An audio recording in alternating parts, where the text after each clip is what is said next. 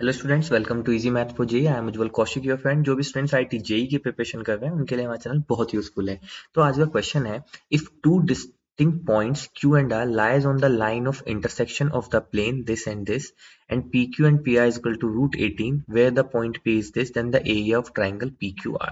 देखो, सबसे पहले मैं आपको थोड़ा सा लाइन ऑफ इंटरसेक्शन का कॉन्सेप्ट समझा देता हूँ। जैसे मान लीजिए ये मेरा कोई एक प्लेन है, ठीक है।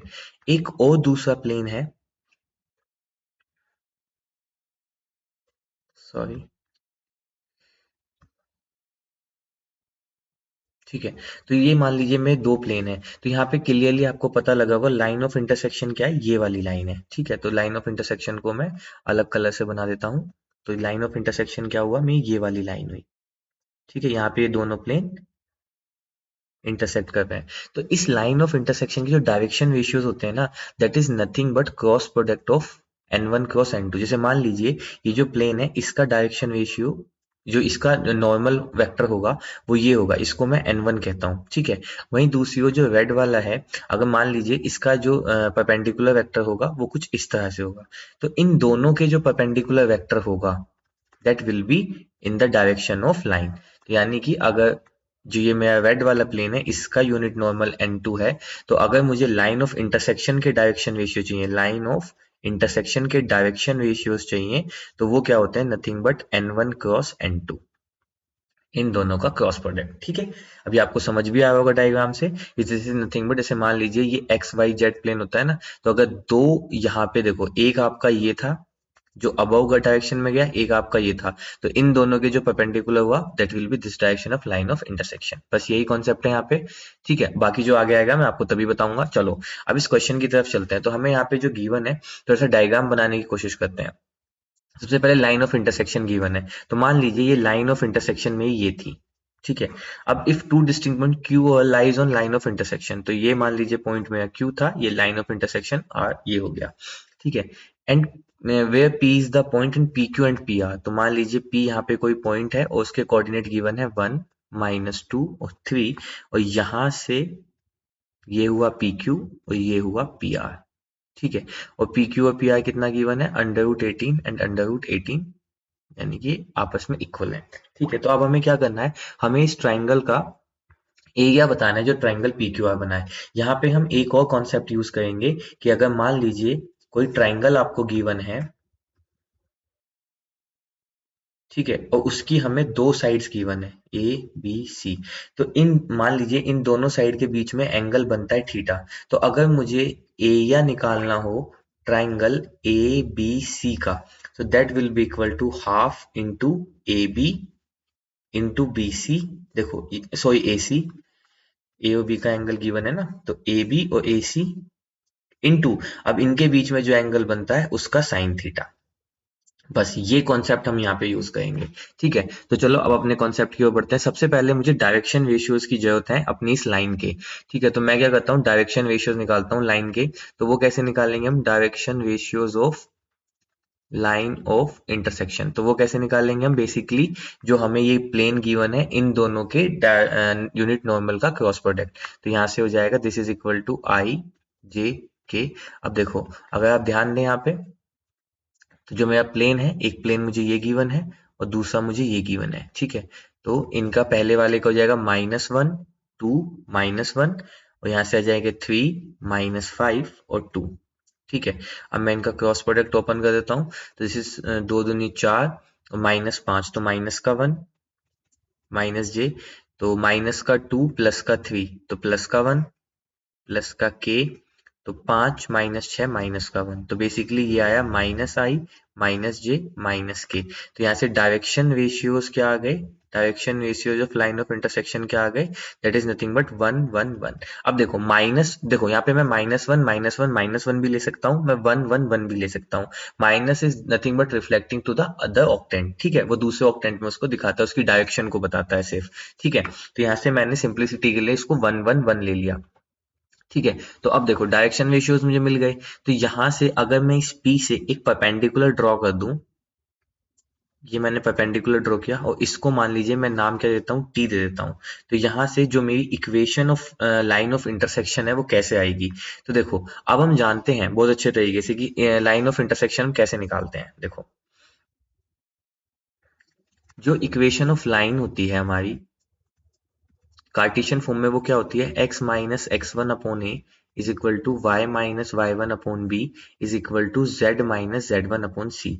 जहां पे मेरी इस लाइन के लिए जो पासिंग पॉइंट होते हैं वो क्या होते हैं, x1 y1 और z1, और जो डायरेक्शन रेशियोज होते हैं वो होते हैं a b और ये हो गया c।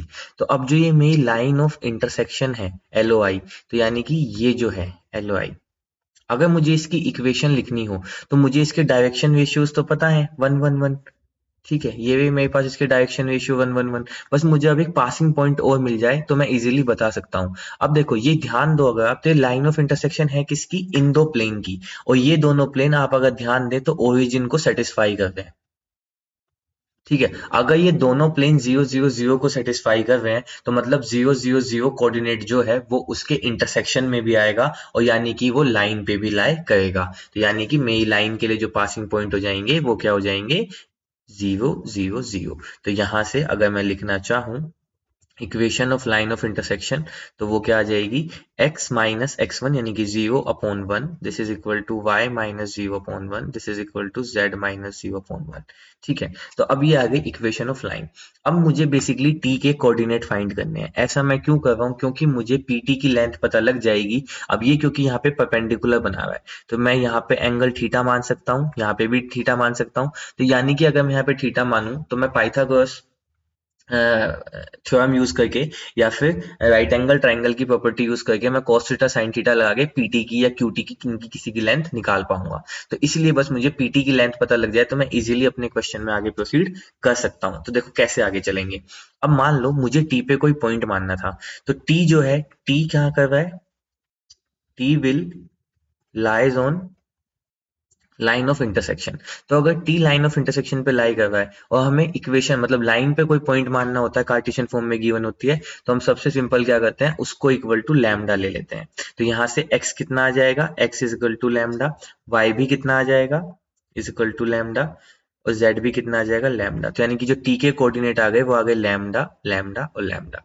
ठीक है, अब देखो ध्यान देने वाली बात क्या है, मुझे t पहले फाइंड करना है, लैम्डा फाइंड करना है। तो हम यहाँ से वही जो हम परपेंडिकुलर डिस्टेंस निकालते हैं ना, वही कॉन्सेप्ट यूज करेंगे। क्योंकि देखो हम जानते हैं कि जो हमारा पीटी है, जो हमारा पीटी है that is perpendicular to Q R. तो इन दोनों के जो डायरेक्शन रेशियोज होंगे उनका क्रॉस प्रोडक्ट क्या होगा, उनका डॉट प्रोडक्ट क्या होगा, इक्वल टू 0 होगा। अब क्यू आर क्या है, लाइन ऑफ इंटरसेक्शन, उसके डायरेक्शन रेशियोज क्या आए थे, 1 1 1, ये तो हमें पता है।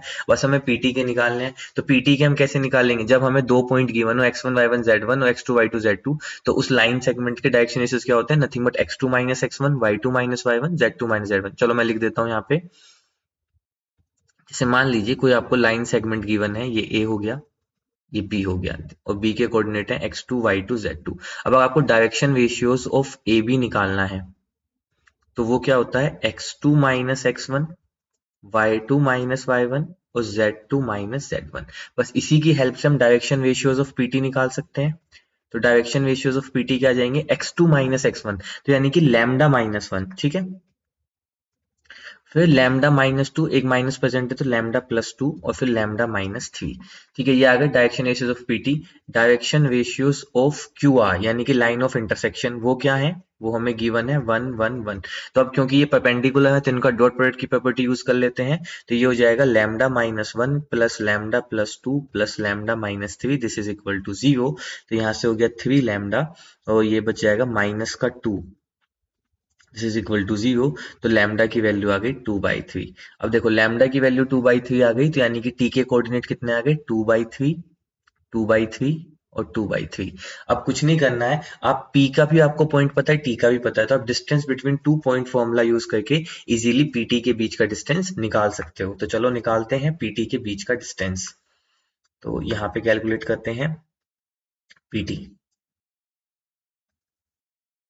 डिस्टेंस बिटवीन पीटी या लेंथ ऑफ पीटी क्या आ जाएगा, this is equal to distance between two formulas क्या होगा, under root of x2 minus x1 का स्क्वायर। तो यानी कि 2/3 माइनस 1 का स्क्वायर प्लस 2/3 प्लस 2 का स्क्वायर प्लस 2/3 माइनस 3 का स्क्वायर। तो यहाँ से दोनों साइड होल स्क्वायर करते हैं तो पीटी स्क्वायर किसके इक्वल आ गया, दैट इज इक्वल टू 3। तो यहाँ से 2 - 3 तो 1/3 यानी कि 1/9 प्लस यहाँ से कितना आ गया, 3 दूनी 6 दूनी 8 तो यानी कि 64/9 प्लस यहाँ से आ गया 3 - 3 = 9 में से 2 गए 7 तो 49/9। तो इनको ऐड अगर मैं करता हूँ तो ये हो जाएगा 50 और तो 114/9। तो यहाँ से जो मेरी पीटी की डिस्टेंस आ गई पीटी स्क्वायर की दैट इज आ गई 114/9। तो पीटी की डिस्टेंस कितनी आ गई बेसिकली √114/3। अब क्योंकि डिस्टेंस है तो ये नेगेटिव नहीं होता इसलिए हमने पॉजिटिव ले लिया, ठीक है। तो बस अब हमने ऑलमोस्ट अपने क्वेश्चन को सोल्व कर लिया है। चलो अब इसको मैं थोड़ा साइड में बना लेता हूँ फिर से। देखो जो हमें ट्राइंगल गिवन था वो कुछ ऐसा बन रहा था, ठीक है। यहाँ पे मेरा पॉइंट पी था, पॉइंट पी के कोऑर्डिनेट कितने थे, वो थे 1 -2 और 3, ठीक है। ये था मेरा Q, ये था मेरा R। पी क्यू की वैल्यू कितनी थी √18, पी आई की वैल्यू भी थी √18। यहाँ से हमने एक परपेंडिकुलर ड्रॉ किया था that is nothing but our T, और टी के कोऑर्डिनेट आए थे 2/3 2/3 और 2/3, और पीटी की लेंथ कितनी आई है √114/3, ठीक है। यहाँ पे एंगल था थीटा। अब देखो मुझे बेसिकली ये थीटा है तो क्योंकि ये आइसोसेलेस ट्राइंगल है तो ये एंगल भी थीटा ही होगा।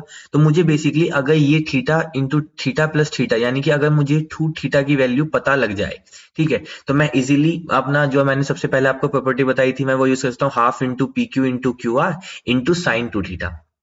तो बस अब इस थीटा को फाइंड करते हैं। तो देखो थीटा को फाइंड करने के लिए अगर मैं यहाँ पे लगाता हूँ तो मुझे यहाँ पे क्या गिवन है, हाइपोटेनस गिवन है और बेस गिवन है। तो मैं यहाँ पे कॉस थीटा यूज कर सकता हूँ। तो cos theta is equal to क्या होता है, पंडित बद्री प्रसाद हर हर बोले, यानी कि बेस अपॉन हाइपोटेनस। तो बेस हो जाएगा √114/3 अपॉन में हाइपोटेनस तो अपॉन √18, ठीक है। तो हो जाएगा √114/3 इंटू √18 को हम क्या लिख सकते हैं 3√2, ठीक है। तो अब अगर आप यहाँ पे ध्यान दें तो ये हो जाएगा √57 अपॉन 3 × 9 तो ये हो जाएगा √57/9, ठीक है। अब इसको थोड़ा सा और सिंप्लीफाई अगर मैं करना चाहूँ तो √57 इज नथिंग बट √3 इंटू √19, ठीक है। और 9 को कह सकता हूँ मैं 3 × 3 तो यहाँ से आ गया √19/3√3।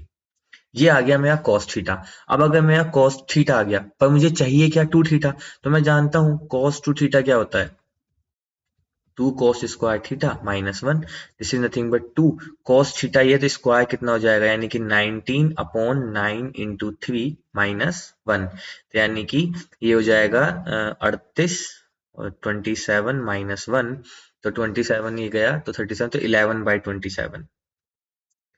अब देखो cos टू थीटा पता लग गया लेकिन मुझे तो sin टू थीटा चाहिए था। तो हम जानते हैं sin square theta plus cos square theta is equal to 1 होता है, सेम।